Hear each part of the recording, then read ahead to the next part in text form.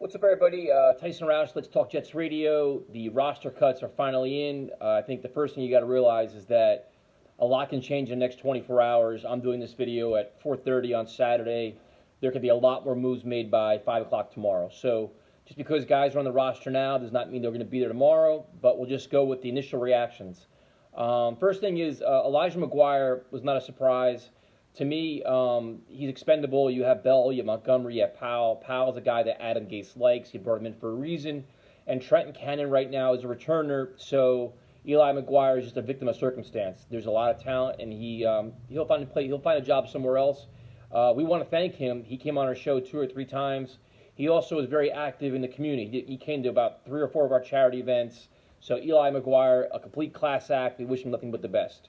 Going through the list, the Jets only kept 2 quarterbacks. You can listen to our show. No surprise whatsoever there. If anything, maybe Luke Falk makes the practice squad. But with Trevor Siemian, you have a proven veteran backup. You don't need anything else. I mean, if you get down to your third quarterback, you got bigger issues. I guess the obviously big story is the cutting of a Jachai Polite. If you listen to our show, we all kind of said that we've been saying this for a month now that he's a project. When they drafted him, he knew he was a project. He had some issues. He had a horrible draft process, but everybody you talked to, first-round talent, fell into the 3rd round. They gave the Jets credit for drafting him and said, now you got to mold him, develop him, coach him up. And here's where the Jets just failed here. Like, listen, Greg Williams had him dropping in the coverage. He had him doing everything but what he does best, which is rush the passer. So I don't understand this. If he's a developmental kid with so much athleticism and talent, you have great guys to help tutor him, like Mosley and Adams and all these guys that can help him. Why not keep him around? You can't get nothing out of him. I mean, Greg Williams is supposed to be this genius, and he can't get nothing out of him. Now they're cutting him after just a short period of time with limited practices and all these other things. It doesn't make any sense. It just seems ridiculous. Now the story is that Adam Gase really wanted him. Greg Williams did not during the draft process. That seems to me like what, Greg Williams being a prick now? Like, you know what, I didn't want him. I'm not going to mold him into what I want. I mean, this isn't very difficult. The Jets need pass rushers desperately. So now it's like you put him out, you put him on the edge and say go after the quarterback. Make him a situational guy, a 3rd down guy until he figures out the ropes of the NFL. Now, what was he, a pain in the ass behind the scenes or lazy? We have no idea. Fans that say he sucked every day in practice, how do you have any idea about that? They only had 6 open practices. So I mean, I don't like the move initially. My first guess is that I think it's a bad move. I keep him on the roster and see what you can get out of him. And the thing is now, it's like, it's okay to be a fan of Adam Gase and a fan of Joe Douglas and criticize them. It's okay. Like, it's not an indictment if you criticize your general manager. We're fans and we can guess. We can first guess moves. We can second guess moves. I said before this process they shouldn't cut him. After I said they shouldn't cut him. Unless stories come out saying that his work ethic sucked, and he's a pain in the ass, and he's a diva and everything else. But, you know, with that kind of talent and that athletic ability in the 3rd round, you try to keep it. And this also, you know, whatever. We'll move on from there. The other moves, Sharon Peak was cut. Sharon Peak, not a good receiver, but an excellent special teams guy.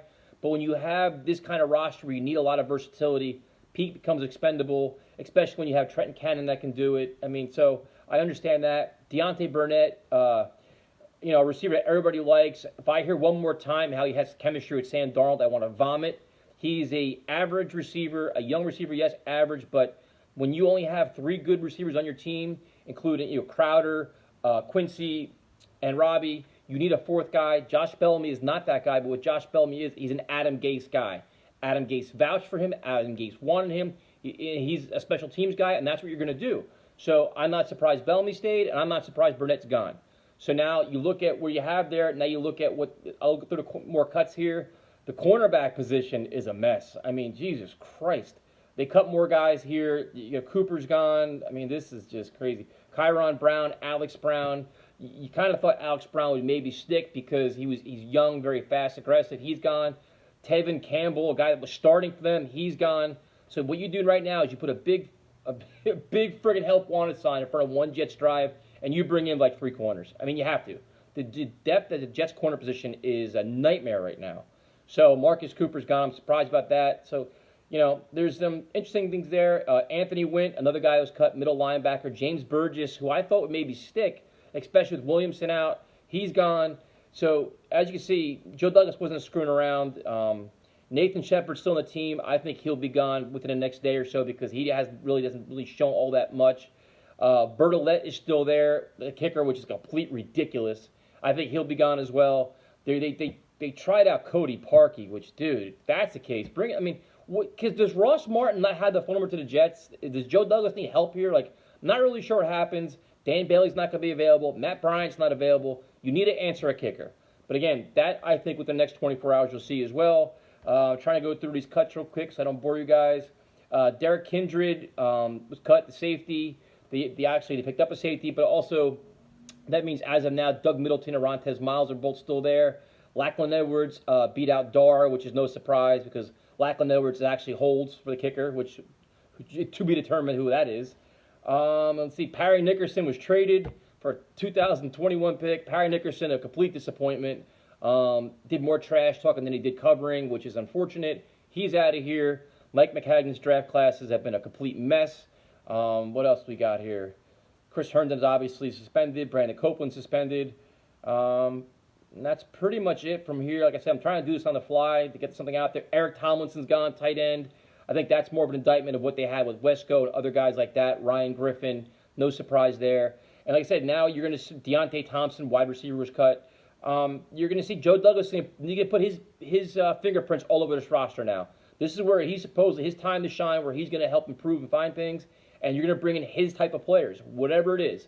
So now you're going to look at edge, which Noah Spence, a ton of corners out there. Will they look at running backs? A lot of rumors about Josh Adams. They bring in a Josh Adams. Does that mean that Cannon's gone? Is Powell maybe gone? Interesting thing there. Wide receiver, a lot of rumors there who they want. So stay tuned. We'll do our best to keep this all updated. Like I said, this is kind of on the fly. So if news came out, this is 4:30 on Saturday. After this video, doing the best I can. So hope you guys are enjoying your Labor Day weekend. Summer is flying by. We are back Tuesday night talking Jets. We'll probably do a Friday night show previewing the Bills game, the home opener. We'll all be there if you want to stop by and say hi, and we'll talk to you then.